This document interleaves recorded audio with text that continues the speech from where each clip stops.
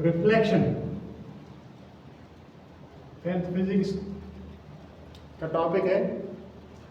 तो ये हम छोटे क्लास से भी पढ़ते हैं, 8th से भी पढ़ते हैं, 7th के बच्चे को भी पता होता है थोड़ा।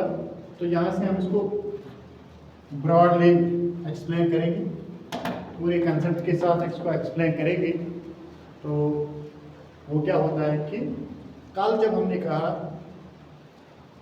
बीम ऑप्टिक्स, अगर हम पढ़ेंगे इसको, ये भी बोले कि बीम ऑप्टिक्स, और फिर हम उसमें से एक रे जब लेते हैं for doing reflections and refractions clearly, the clear concepts, then we called it finally as a ray optics. Otherwise we can call it as a beam optics. Beam optics does reflections and refractions. तो फिर इसमें से हम सिर्फ एक रे का इस्तेमाल करते हैं, क्योंकि for the clear understanding of the point of incidence, point of refraction, ray of refraction and incident ray क्या होता है। तो इस तरह हम उसमें से सिर्फ एक रे का इस्तेमाल करते हैं, otherwise we can use it as a beam continuously. और हमने कल कहा था कि ये जो रिफ्लेक्शन एंड रिफ्रैक्शन, रिफ्लेक्शन किन ऑब्जेक्ट से होता है, मीडियम के किन ऑब्जेक्ट से होता है, ये होता है कि that we called as opaque objects that block light, उनसे रिफ्लेक्शन फिनोमेनन होता है। क्या होता है कि रिफ्लेक्शन हम कहेंगे बाउंसिंग और coming back of light ray और रेज, रे आर बाउंसिंग और कमिंग बैक। जब हम लाइट किसी के ऊपर, किसी ऑब्जेक्ट के ऊपर ड्रा करेंगे, वहां से वो वापस आएगा, it is called as coming back, और बाउंसिंग ऑफ लाइट रे और rays is called as reflection, is called as reflection. It is done by that we called as plane surfaces, plane surfaces, plane surface मतलब क्या होता है, board के ऊपर अगर light जाएगा वो भी रिफ्लेक्शन दिखाता है, अगर पेंटेड वॉल होगा वो भी रिफ्लेक्शन दिखाता है। अगर हम देखेंगे कि क्लियर बोर्ड होगा, पेंटेड बोर्ड होगा, उसके अंदर भी रिफ्लेक्शन हम देखते हैं। और we can see that tin sheets also give the reflection, but we are using here best reflector, that is polished mirror. Polished mirror is called as best reflector. वो होते हैं गुड, एक होता है गुड, गुड में आता है painted wall, painted woods, tin sheets. तो जहां से हम कहेंगे कि रिफ्लेक्शन का 99% रिजल्ट हमें क्लियर आएगा, तो वहां से हम इसको बोलते हैं कि it is best reflector, best reflector. तो इस दौरान हम कहेंगे रिफ्लेक्शंस के दौरान दो लॉज बनते हैं।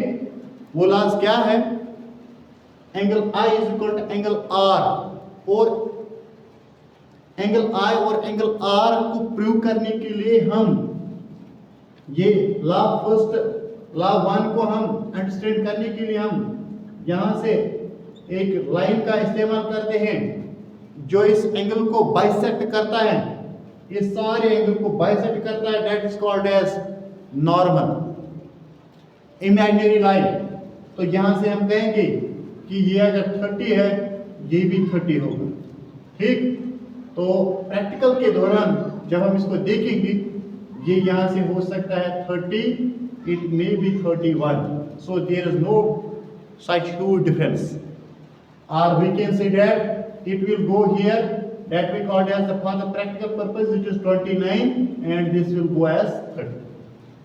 And here if we are going to explain it theoretically, then we can say that 30 degree or 40 degree, it is called angle I is called angle R. Incident ray, जो light mirror के ऊपर पड़ता है उसको कहते हैं incident, ये हो गया इंसिडेंट। तो जब इसका रिफ्लेक्शन हुआ, that goes that we called as reflected ray, and this is called as reflected ray. अगर आपने यहां से लाइट डाला इट इज इंसिडेंट और यह निकलेगा रिफ्लेक्शन. अगर आपने इधर से इंसिडेंट डाला तो यहां से निकलेगा reflection. It is your choice where from you put the light. And then there goes a imaginary line at the center that we called as in the mathematics concept angle bisector. जो ये inside angle होता है, अगर ये हम कहेंगे 60 है, इसको बीच में हम बाइसेक्टर डालते हैं, it is called as normal. तो hence it proves I is equal to angle R.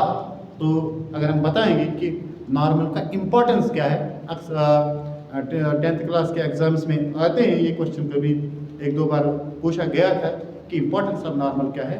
Normal is used to prove the law that we called first law angle I is equal to angle R. It's an imaginary line which is used to prove, which gives the proof of angle I is equal to angle R. तो फिर अगर हम देखेंगे types of reflection क्या होता है, types of reflection यही होता है regular reflection and irregular. Regular हम किसी को कहते हैं, मगर यहां से हमने अभी जो बोला एक रे का इस्तेमाल करते हैं. जब हम एक रे का करेंगे तो it is used we called as explain what is reflection. It is used to explain plane reflection. तो जब हम कहेंगे कि रेगुलर क्या होता है, रेगुलर यही होता है वहां से I1 I2 I3 होते हैं, जहां पॉइंट ये मिरर के ऊपर स्ट्राइक होता है, या हम ये कहेंगे कि किसी ऑब्जेक्ट के ऊपर जहां लाइट पड़ती है उस पॉइंट को हम कहते हैं पॉइंट ऑफ इंसिडेंस. तो पॉइंट ऑफ इंसिडेंस यहाँ I बन गया, इधर 3 आ गई, 1 2 3, तो इधर से आ गया स्ट्रेट लाइन, इधर गोस लाइट. और we can see that if यहाँ से लाइट आएगा तो इधर से चलेगा. Where we can see that it is regular. Plane surface के ऊपर 2-4 लाइन्स जाएंगे तो जहाँ से उनका I1 I2 I3 incidence same होगा. We are getting it clearly. It is clear. Three light rays come here and 3 goes as such that we called as reflected. 3 are incident, 3 are reflected. This is called as regular reflection. Irregular reflection is again this reflection that we called as where point of incidence and reflections, incident rays and reflected rays are not looking clear. We are not getting they are clear which line is incident ray and which ray is reflected ray, and this is done by irregular surfaces. Where we can say that irregular surfaces होते हैं sheets of tin sheets अगर होंगे उनके जो अंदर वो lines होते हैं वहाँ से ये होता है. Or we can say that when the surfaces are rough they show that we called as irregular surfaces, irregular reflections, and when the surfaces are plane they show regular, that we called as regular reflections. So say short, regular reflections means where we are observing reflected rays, incident rays clearly, and irregular means where we are not observing incident and reflected rays clearly. This was all about reflection and its types. Okay.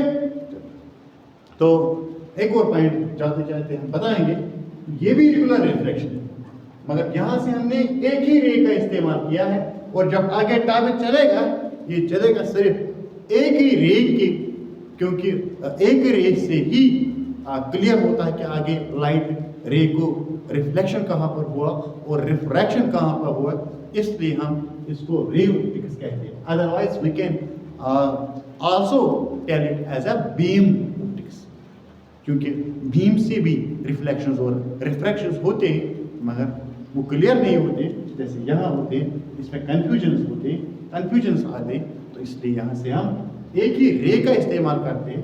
Then it is called as ray optics. Okay.